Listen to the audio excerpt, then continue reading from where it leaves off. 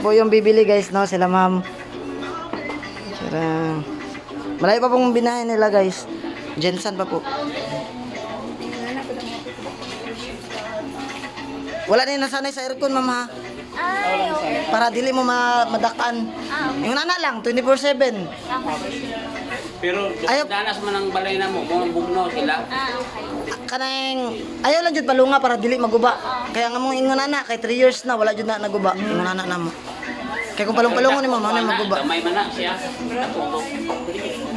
Oh. Sila po yung bibili guys. Sasakyan na. Ay, itong anak niya ma'am. Ay, okay, okay. Nakalimot na yung ani sir, napakaon na mo ni ganina basi magsuka ni sa biyahe.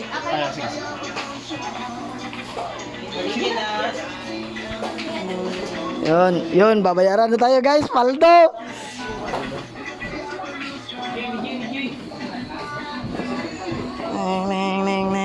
Neng. Guys, itong video natin guys is for ano po ito guys, no?